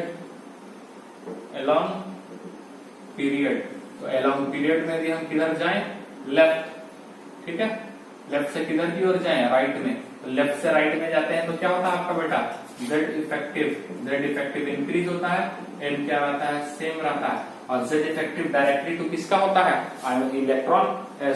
इलेक्ट्रॉन नेगेटिविटी का, यानी कि सिंपल सी बात है। अच्छा, यहाँ पे और ये भी लिख सकते हैं कि साइज क्या होता है, साइज कम होता है, तो अपने को साइज कम होता है तो इलेक्ट्रोनेगेटिविटी बढ़ता है, और Z इफेक्टिव बढ़ता है तो अपना इलेक्ट्रोनेगेटिविटी वो भी बढ़ता है, यानी कि इलेक्ट्रोनेगेटिविटी जो है वो क्या नजर आएगा, यहाँ पे बढ़ता हुआ नजर आएगा, लेफ्ट टू राइट यदि हम लोग जाएंगे तो। और यदि दूसरा हम लोग बात करें along period, sorry along group, यदि अलोंग ग्रुप यदि हम बात करें तो टॉप से बॉटम जाने पे, ठीक है, Z इफेक्टिव क्या होगा बेटा, सेम, N जो है वो क्या होगा, बढ़ेगा, ठीक है, जिससे साइज क्या है वो भी बढ़ेगा, तो इलेक्ट्रोनेगेटिविटी क्या होगा, आपको कम दिखता हुआ नजर आएगा, क्योंकि जस्ट क्या हो जाएगा बेटा, इनवर्सली आपका हो जाएगा। यानी कि हम ऐसा यदि हम ऐसा कहें सिंपल, ये क्या हो जाएगा, लेफ्ट से राइट जा रहे हैं और ये टॉप से कहा जा रहे हैं, बॉटम की तरफ, और टॉप से बॉटम यदि जाएंगे तो इलेक्ट्रोनेगेटिविटी, ठीक है, इलेक्ट्रोनेगेटिविटी क्या होगा बेटा, घटेगा, और यहाँ पे यदि हम बात करें, ठीक है, तो इलेक्ट्रोनेगेटिविटी जो है वो क्या नजर आएगा, बढ़ता हुआ नजर आएगा। कटा शायद नहीं है आपका, आ जाएगा कैमरे में। इज दैट क्लियर, समझ में आ रहा है। और थोड़ा सा यदि हम इस चीज को और अच्छे से यदि हम समझे तो एक और आपका चीज हम बता देते हैं, एक स्केल हालांकि उस स्केल के बारे में और जितने भी स्केल के बारे में वो हम लोग अगले क्लास में डिस्कस करेंगे, ठीक है, इलेक्ट्रोनेगेटिविटी को।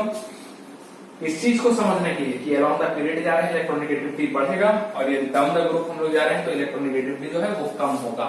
उस चीज को समझने के लिए हम थोड़ा सा बता देते हैं एक स्केल वाला पार्ट, जिसमें मतलब कि वैल्यू इलेक्ट्रोनेगेटिविटी का आपको देखने को मिलेगा, ठीक है।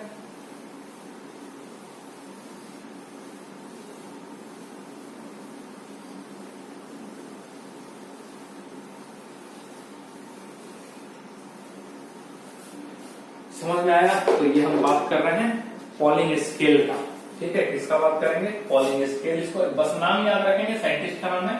अगले क्लास में इसके बारे में फिर से डिस्कशन करने वाले हैं। अब जो हम यहाँ पे बात करें कि अराउंड द पीरियड जाते हैं तो इलेक्ट्रोनेगेटिविटी क्या होता है? बढ़ता है, और यदि डाउन द ग्रुप जाते हैं तो इलेक्ट्रोनेगेटिविटी घटता है। उस चीज को हम यहाँ पे बताना चाह रहे हैं। तो ये होगा बेटा पॉलिंग स्केल, ठीक है। ये क्या है? Polling scale.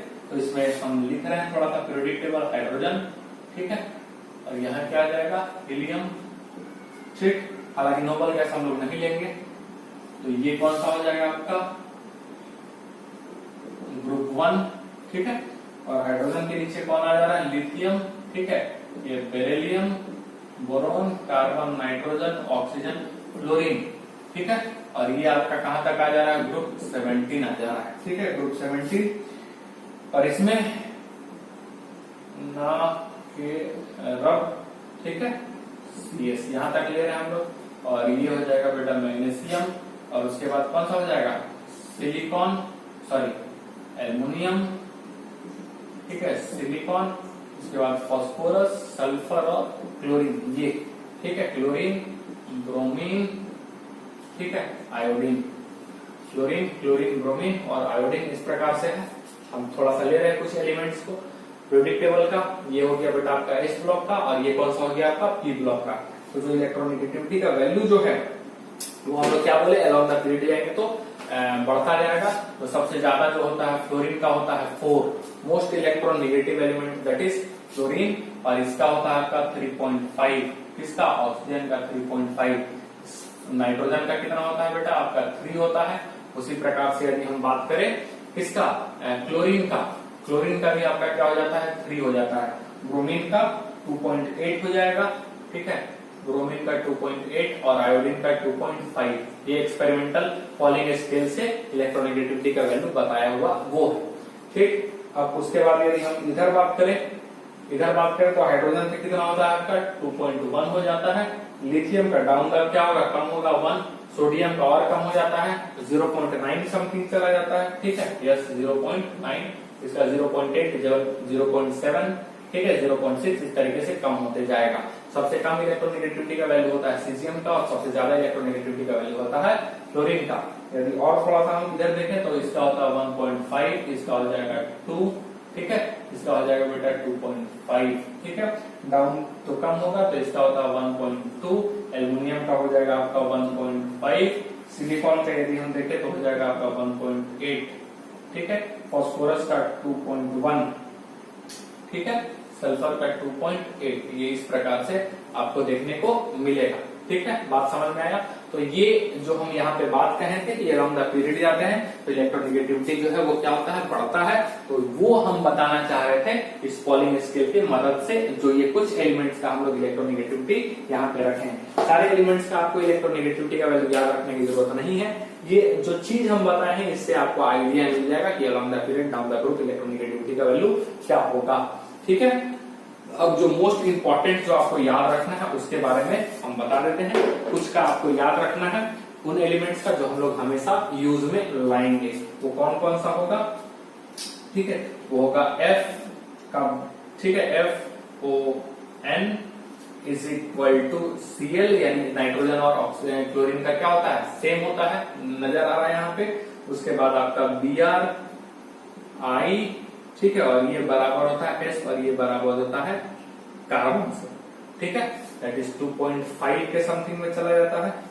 सल्फर का हम लगता है गलत लिखनी, यहाँ पे 2.5 होगा, ठीक है, सल्फर का कितना? 2.5, ठीक। और कार्बन हो गया, और कार्बन के बाद आ जाएगा फास्फोरस, और फास्फोरस बराबर होगा हाइड्रोजन के, ठीक है। और इसका वैल्यू कितना हम लिखे हैं 4, इसका वैल्यू कितना लिखे हैं 3.5, ठीक है। इसका वैल्यू कितना लिखे हैं 3.0 यानी 3, इसका भी 3, इसका कितना लिखे हैं 2.8, ठीक है। इसका कितना 2.5, 2.5, 2.5, ठीक है। इसका कितना 2.1 और इसका भी 2.1। तो एटलीस्ट इस तरह तो आपको याद रखना ही है, सस्ता मजबूत टिकाऊ, इसको याद रखना है। कैसे याद रखेंगे ये भी बता देते हैं। इतना दूर तक हम लोग आएंगे। फोन, फोन, ठीक है, ये वाला आ जाएगा, इसको फिर से हम ले रहे हैं, ठीक है। नकल, नकल, ये बियर, थोड़ा सुनने में अजीब है लेकिन बनाया है, बियर, ठीक है। ऐसे, ठीक है। अब ऐसे ISC है तो क्या बोल रहे हैं हम लोग, ऐसे, ऐसे, ठीक है। और ये अपना क्या बन रहा है PH, तो इसको लिख रहे हैं पहलवान, ठीक है। थोड़ा सा देखने में अजीब है लेकिन यही है, 2-3 बार बोलेंगे तो आपको याद हो जाएगा। और इतना तो आपको कंपलसरी ध्यान में रखना है, फोन नकल बियर ऐसे पहलवान, फोन नकल बियर ऐसे पहलवान, ऐसा यदि बोलेंगे 2-3 बार तो आपको ध्यान में हो जाएगा, ठीक है। तो आई होप आज जो इलेक्ट्रोनेगेटिविटी पे हम लोग इतना चीज देखें, समझे, पढ़े, वो आपको अच्छे समझ में आया होगा। कहीं जो आपको कंफ्यूजन लगे वीडियो को फिर से रिमाइंड करके देखिएगा, आपको अच्छे से जरूर समझ में आएगा, ठीक है। क्योंकि एकदम हम लोग आराम से जा रहे हैं, कोई हड़बड़ाहट नहीं है, ठीक है। कि जल्दी करना है नहीं करना है, वो ऐसा कोई हड़बड़ाहट अपने पास नहीं है। सारा सेशन बड़ा ही अच्छे से जा रहा है, बड़ा मजेदार तरीके से जा रहा है, इवन बड़े आराम से जा रहा है। सारे चीजों को लिखवाया जाता है, एक एक पॉइंट को, आपको कोई जरूरत नहीं है एक्स्ट्रा चीज मेंशन करने का। हाँ, जहाँ पे बोले कि ये वाला बात हम बोल रहे हैं वो लिख लीजिए, वो आपको केवल करना, वो भी केवल 1% होता है, आई थिंक केवल 1% पूरे लेक्चर में, ठीक। पूरे चैप्टर में इवन यदि हम बात करें तो 1% ऐसा होता है कि हम बोलते हैं कि भाई ये चीज लिख लो, बाकी सारा का सारा एक एक चीज फुल स्टॉप से कॉमा तक आपको बोर्ड पे हम लिख करके देते हैं। ये बहुत बड़ी बात है, ठीक है। तो चलिए हम लोग अगले सेशन में मिलते हैं, जिसमें इलेक्ट्रोनेगेटिविटी के और कुछ स्केल्स को देखेंगे और क्या उसका एप्लीकेशन है, उन सब चीजों को हम लोग देखेंगे, ठीक है। Thank you so much.